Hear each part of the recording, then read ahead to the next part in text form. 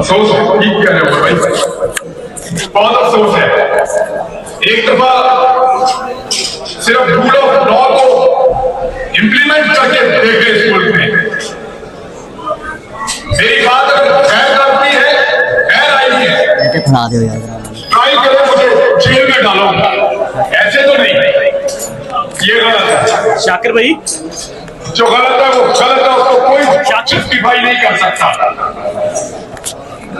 Rule of law तो ये कहता है, मैं अगर गैर कानूनी गैर आईनी बात कर रहा हूं, उठाओ जेल में डालो, ट्रायल करो, जज के सामने पेश करो, मुझे मेरा राइट दो, कानूनी सजा दो अगर मैं गलत हूं तो। और अगर जो आइन और जो कानून मुझे बोलने का हक देता है, अगर वो पसंद नहीं है तो बदल दो, आइन बदलो, कानून बदलो, ज्यादती ना करो, ज्यादती ना करो, उससे सोच नहीं बदल सकती।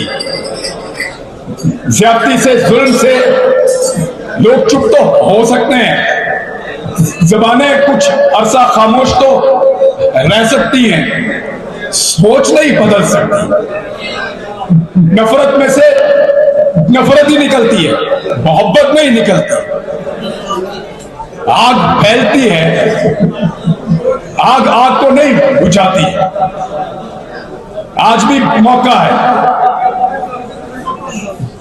मैं कल भी कहता था, आज भी कहता हूं कि मेरे मुल्क का फैसला मेरे मुल्क के लोग करेंगे, आप करेंगे फैसला।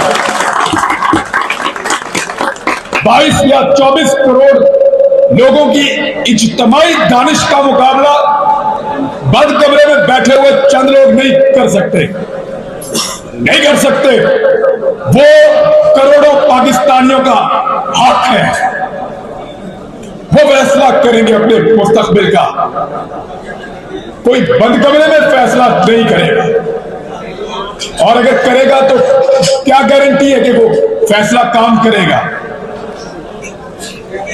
पिछले 2 साल में आप सब मुझसे ज्यादा पढ़े लिखे और समझदार और कानून को जानने वाले लोग हैं। क्या इस मुल्क के हालात बेहतर हुए हैं? हर तजर्बे के बाद हम नीचे गए 70 साल से। जब तजर्बा किया नीचे, अगला तजर्बा और नीचे।